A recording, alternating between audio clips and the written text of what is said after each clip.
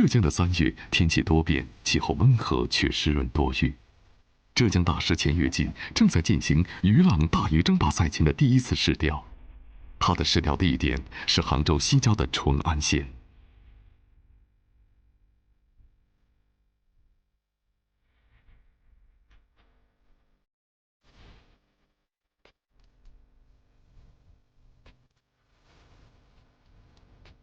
此处是有着世界最多岛屿的千岛湖支流，而选择此处作为第一试钓地点的钱跃进有着自己的考虑。想要做钓大鱼，水库年代久远，湖水面积广阔都是不可缺少的因素。眼前的千岛湖刚好具备所有的要点，钱跃进对此次的试钓之行会有怎样的计划呢？今年为什么要选择在这个千岛湖去做钓这种博这个大物了？因为一般大体型的鱼啊，一般它生产的时间会很久，有可能5年、10年，或者是15年，或者是更长时间。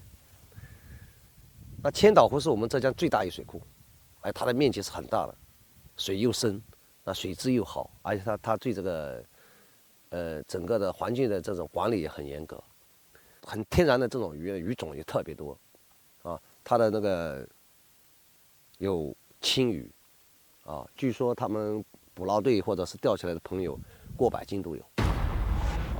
再一个，它的那个花白鲢它也过100斤。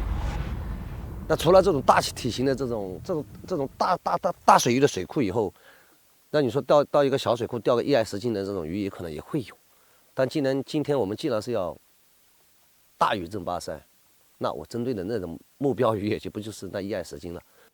那么今天来，首先一个就是讲试钓一下，到底看看到底情况怎么样，然后对以后的大鱼争霸赛呢，心中也有个底，就是讲，是吧？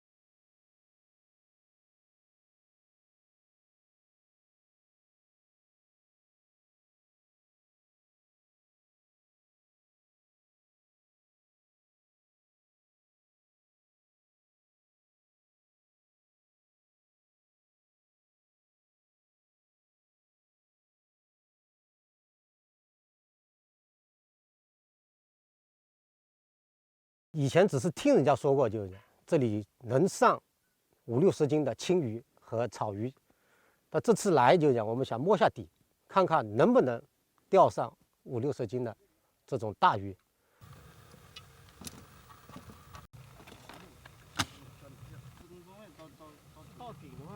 因为今天走了几个地方了，我觉得这个位置还是蛮好的，因为我也在这个做钓之前了，也就探了探它的水底，因为这里是一条深沟，这里一个比较回转的一个弯，那我觉得这个地方出大鱼的概率会高点，有可能比那种缓缓的这种浅坡有可能，我个人认为有可能会中大鱼的概率会高一点，所以说我刚才现在呢已经布了重窝在下面，那现在肯定应该不会咬口。那最关键的是明天的早上和今天的晚上会不会遇到这种大体型的鱼？当然钓巨物钓大物有很多偶然性，我也不知道今天有没有这个运气。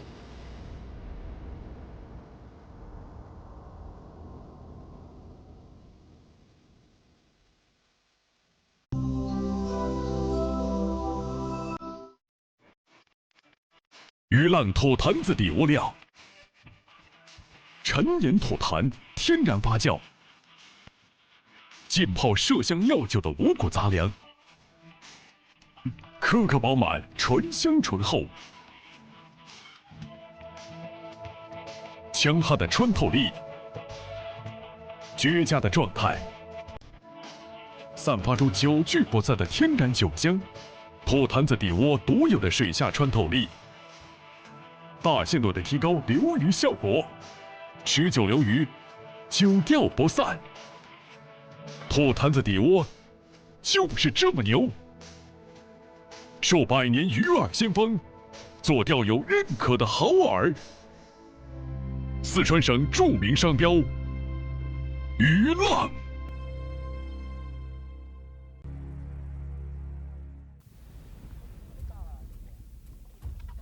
作为浙江省的第一位竞钓大师，钱跃进的钓鱼经验可谓十分丰富。说到他对浙江省内钓鱼资源的了解程度，绝非泛泛。如果录制用的石钓邀约只是无意之举，那钱跃进对于此处钓点的分析和考察，绝对是深思熟虑后的结果。今天呢，到这个位置以后啊，我也测了一下这里的水深。我今天用的是一只7米2的前打竿，但我现在钓的深度应该是在5米左右。当然，我们如果钓的再深的话，有可能我们的装备各方面都有问题了。那我刚好钓7米2这种竿子的话，钓个5、6米深，5米多深，我觉得是比较一个合适的一个水位。早上从丽水出发时还算晴朗的天气，此刻却有些阴沉起来，空气中透着丝丝寒意。静静蹲守在水边的四人，仿佛没有感受到气温的变化。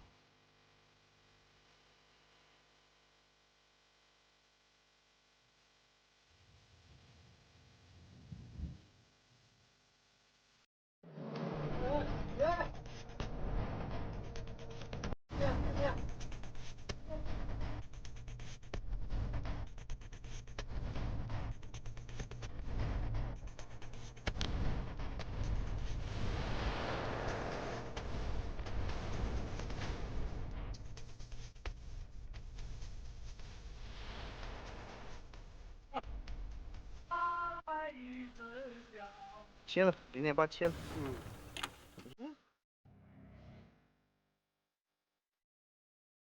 千岛湖原本是1959年我国自行设计建造的第一座大型水力发电站，在正常水位情况时，水库面积可达580平方千米，且最深处有100余米。这样优异的客观条件，完全符合钱跃进心中对于大鱼出没水域的判断标准。时间慢慢流逝，天色也渐渐昏暗。在这里，他们一行人会有怎样的收获呢？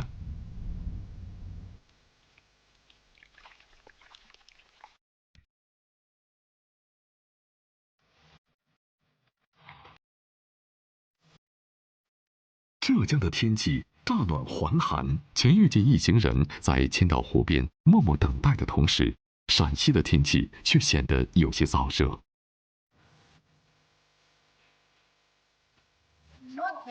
我这也是不叫是坚决不叫。一路顺利的王振江，在来到扶风县的信义水库后，遇到了他大赛筹备工作中的第一个难题。看着近在眼前的信义水库，胡志国三人简单分析着当下的情况，却都没有什么好的解决办法，令众人颇感无奈。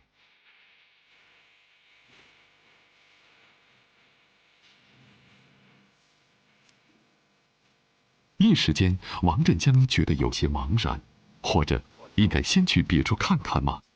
这样想着，四人转道前往信义水库南面的一处垂钓园。如果能在这里了解一些信义水库的情况，就再好不过了。这一次，王振江能够如愿吗？对，能行，那我们就不等你了，我们就走了。有啥事情咱以后打电话再沟通吧。那好嘞，哎，好，再见，哎，好，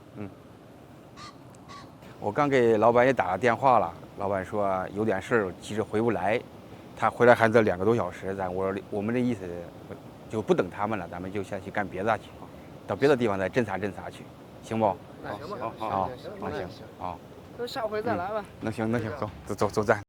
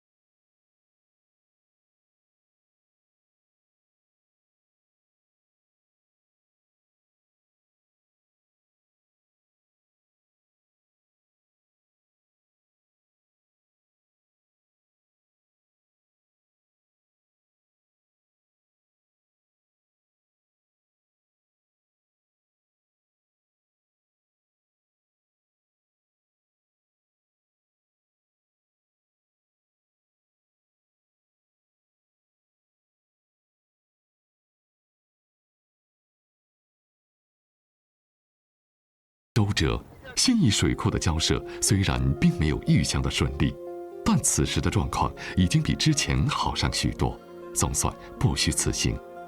接下来，王振江会有什么打算呢？他们是继续寻找钓点，还是就此等待下去呢？钓鱼人等待的时间总是格外漫长，无论是在路上还是在水边，王振江和钱玉金都在为他们的大鱼目标忙碌着。另外几位大师又有什么动作呢？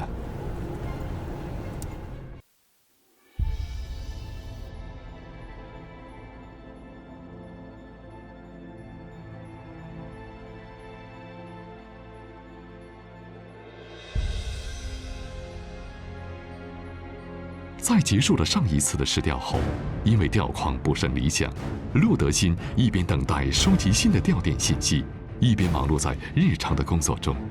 此刻，他与徒弟段江辉正在玉溪出差的路途中。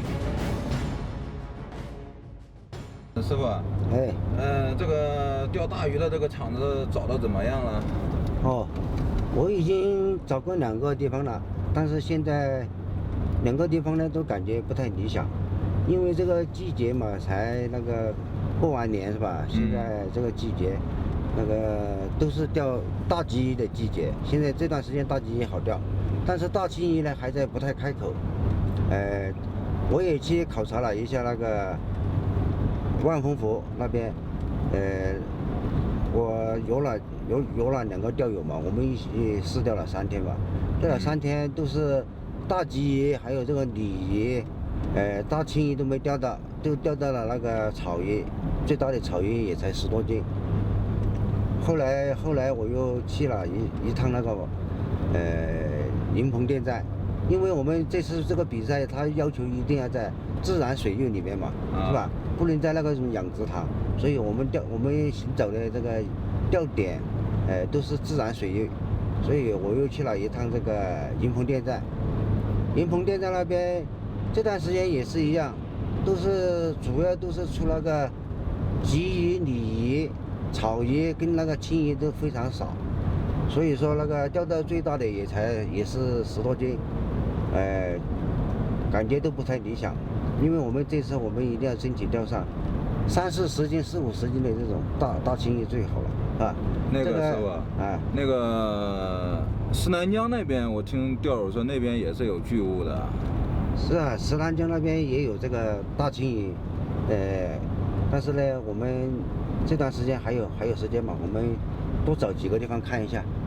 反正钓大鱼也是我们的强项，是吧？对啊。钓了这么多年那个自然水域，我们也是钓了很多年了，所以说钓这种大鱼也是属于强项。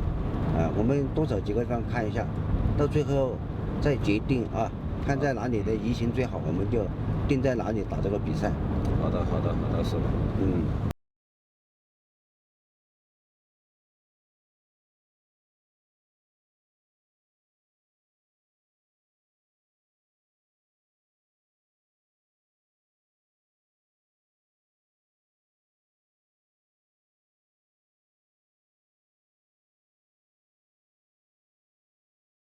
一个电话打断了他们的闲聊。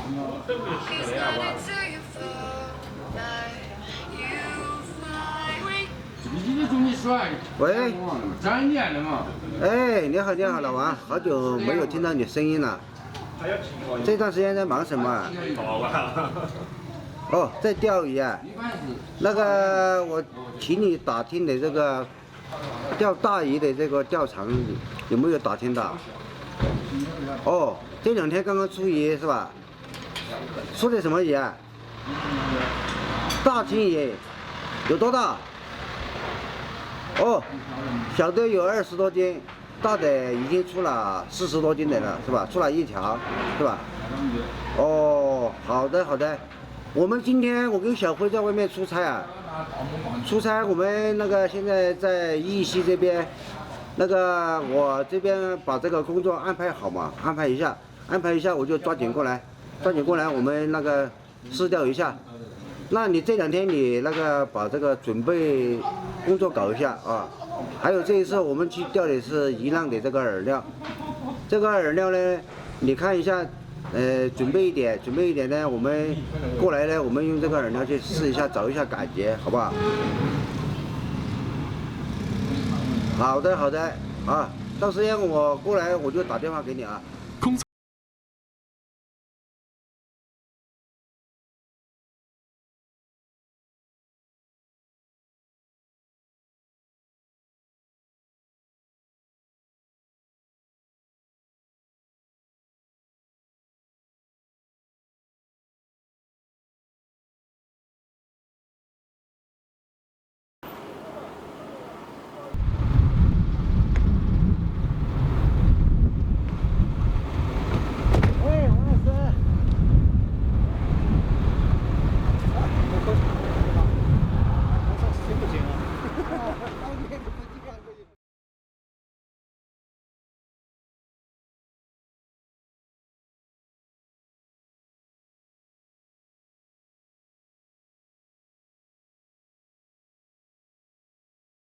到了上游，到南沙去钓。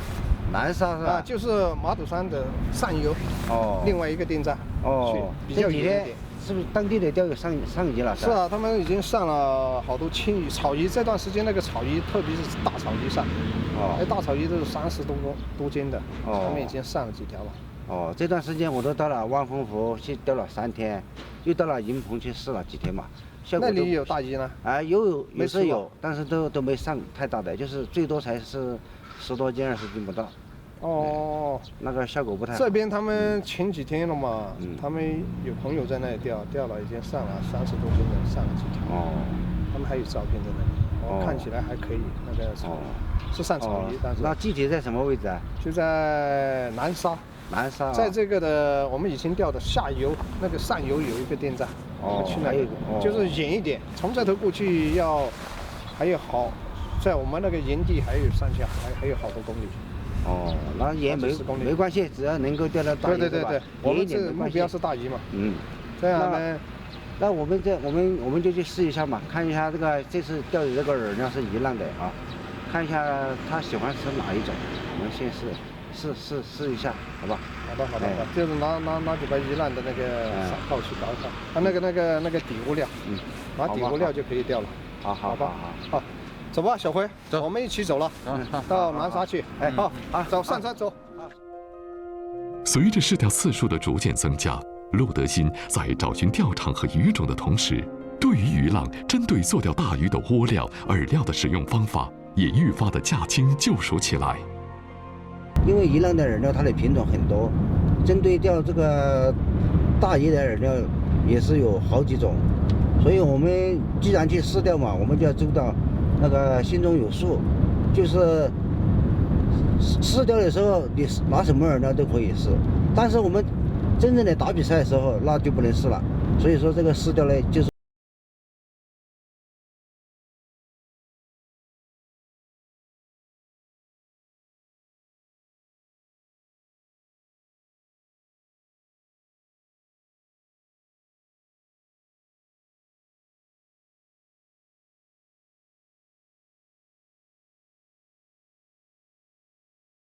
已经傍晚。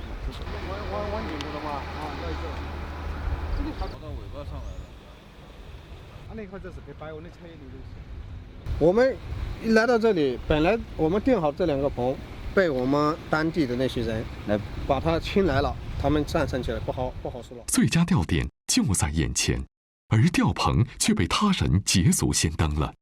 这意外状况令陆德新3人十分尴尬。他们会放弃最佳钓点另觅他处吗？还是有什么更好的解决办法